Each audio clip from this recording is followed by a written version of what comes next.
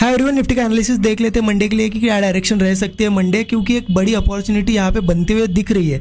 अगर ध्यान से समझोगे एनालिसिस तो आप भी इसे कैच कर पाओगे।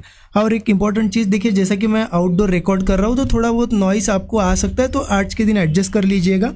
और उससे पहले ये भी देख लेते कि फ्राइडे के लिए क्या डिस्कशन हमारा था और कहाँ हमारे ट्रेड्स बने। देखिए क्लियर मैंने फ्राइडे के लिए एनालिसिस आपको क्या बताया था, जैसा कि आप देखो यहाँ पे कि मार्केट आपको दिखेगा, यहाँ निफ्टी का एक ट्रेंड लाइन है और उसके ऊपर क्लोज दिया था तो ब्रेकआउट क्लियरली आ गया था।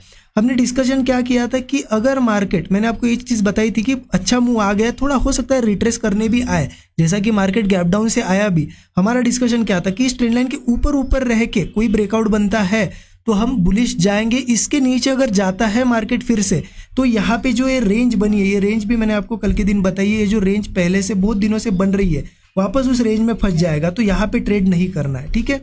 तब उस हिसाब से देखोगे, आपने एनालिसिस को अगर डॉट टू डॉट भी फॉलो किया तो क्या हुआ होगा। देखिए जैसा कि 200 के ऊपर कोई भी ब्रेकआउट नहीं बना, जो कि बना था लास्ट में यहाँ पे लगभग ऐसा बना था, तो ये 40-50 पॉइंट हो सकता है किसी ने स्काल्प कर लिया होगा तो कैच किया होगा।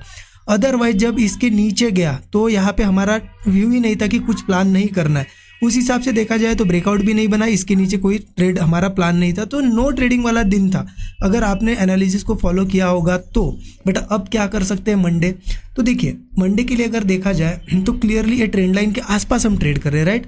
अगर मैं डेली चार्ट पे आपको दिखाऊँ एग्जैक्टली हुआ क्या है, निफ्टी का अगर चार्ट, डेली चार्ट देखोगे तो एक ट्रेंड लाइन ऊपर से आ रही थी, बहुत ही इंपॉर्टेंट और मेजर ट्रेंड लाइन है। आप देखो उसका ब्रेकआउट आ चुका था और एक रेंज बनी थी उसका भी ब्रेकआउट आ चुका था, राइट।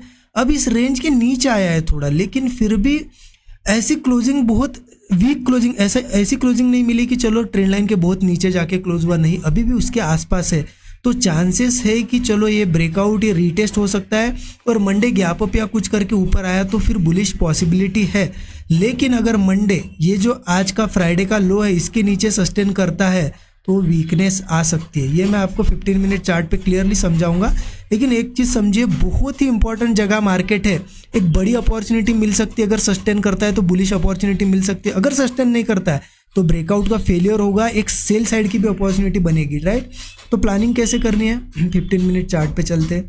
देखिए अभी मार्केट में यहाँ पे कहीं ना कहीं क्लोजिंग इस ट्रेंड लाइन के नीचे मिल रही है ना, आसपास मिल रही है। अब अगर मार्केट फिर से ओपन इस ट्रेंड लाइन के ऊपर होता है, या फिर आप समझ लो 24,200 लेवल पकड़ लो, 24,200 के ऊपर गैप अप होता है या फिर ओपनिंग के बाद चला जाता है तो ये बुलिश जोन में जाएगा। तो यहाँ पे अगर 24,200 के ऊपर सस्टेन करता हुआ मुझे मिलता है और कोई ब्रेकआउट मिलता है तो मैं ज़रूर अप साइड के ही ट्रेड प्लान करूँगा। हाँ, कोई किसी केस में बड़ा गैप अप भी होता है और इस ट्रेंड लाइन के, मतलब इस ट्रेंड लाइन के ऊपर ओपन होता है, बड़ा गैप अप भी होता है, तो मैं अप साइड का ही मेरा व्यू रहेगा। लेकिन मैं वेट करूँगा, क्योंकि गैप अप के बाद एक तो सस्टेन करना चाहिए या फिर थोड़ा रिट्रेस करके कोई सपोर्ट बनना चाहिए। सपोर्ट बनने के बाद जैसे होल्ड करेगा और ब्रेकआउट आएगा, यहाँ पे अपसाइड का ट्रेड बन जाएगा। हाँ, ऊपर कहाँ तक के टारगेट मिल सकते हैं, 24,600 तक का एक रेजिस्टेंस है, तो यहाँ तक तो मार्केट जरूर जाएगा अगर बुलिश रहता है मंडे तो। अभी देखिए कहीं ना कहीं क्लोजिंग जो है ना 24,200 के ऊपर मिलनी चाहिए थी फ्राइडे की, बट थोड़ा सा वीकनेस है। हाँ, मंडे गैप अप वगैरह होता है तो ये फिर से बुलिश तो चला ही जाएगा। अब यहाँ पे अगर नहीं ओपन होता है गैप अप या फिर ऊपर नहीं जाता है तो क्या गिरेगा मार्केट? यस जरूर, क्योंकि ये अच्छा ब्रेकआउट था, मार्केट ने सस्टेन करना चाहिए था। अगर मंडे इस लेवल के नीचे, या फिर आप ये मिटा देता हूँ मैं, आप मार्क करके रख लेना, अगर मंडे ये जो लेवल है ये मार्क करके रखिए आप, 24,120 इसके नीचे अगर मिलता है, मान लो यहाँ कहीं ओपन हुआ या गैप डाउन भी हुआ, 24,120 के नीचे सस्टेन करता है तो समझ लेना वीकनेस है। सस्टेन के बाद हम जैसे ब्रेकडाउन आएगा, डाउन साइड का ट्रेड हम प्लान कर सकते हैं, क्योंकि इसके बाद देखिए, हाँ एक चीज़ समझिएगा, बहुत बड़ी क्वांटिटी मत प्लान कीजिए पहले ही, क्योंकि पूरी तरीके से हम डाउन साइड नहीं आए यहाँ पे, मतलब 120 के नीचे पूरा डाउन साइड नहीं जाएगी, क्योंकि एक रेंज है। आप यहाँ पे समझे, मैं आपको समझाता हूँ, यहाँ पे थोड़ा बड़ा कर दिया चार्ट को, अब समझ में आएगा। देखिए एक रेंज है, राइट। अभी हम कहीं ना कहीं ब्रेकआउट करके रिटेस्ट लेवल पे अगर ऊपर ओपन होता है तो ठीक है, हमारा बुलिश तो व्यू है ही। लेकिन अगर ये लो ब्रेक होता है तो वीकनेस आएगी, क्योंकि देखिए लोज ऊपर शिफ्ट हो रहे, कोई लो ब्रेक नहीं हुआ है अब तक। अगर ये लो ब्रेक होता है तो वीकनेस आएगी, तो इसलिए 24,120 के बाद वीकनेस आती है तो बियरिश जा सकते हैं, लेकिन कम क्वांटिटी में, क्योंकि अभी भी हम रेंज में, कहीं ना कहीं पूरी तरीके से रेंज से नहीं निकले। पूरी तरीके से रेंज से कब निकलेंगे हम?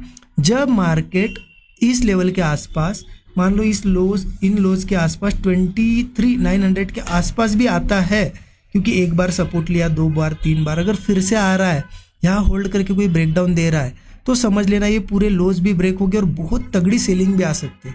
तो हेवी क्वांटिटी में कब जाएंगे? 23,900 के बाद। और अगर कम क्वांटिटी में कम जाएंगे हम 24,120 के बाद हम थोड़ी कम क्वांटिटी में सेलिंग में जाएंगे। जैसे ही 900 वगैरह ब्रेक होता है हेवी क्वांटिटी में जाएंगे, ठीक है। तो एक चीज़ समझ लीजिए, सेलिंग के भी ट्रेड बनेंगे, बाइंग के भी ट्रेड बनेंगे, और जो भी डिसाइड होगा मंडे ही होगा।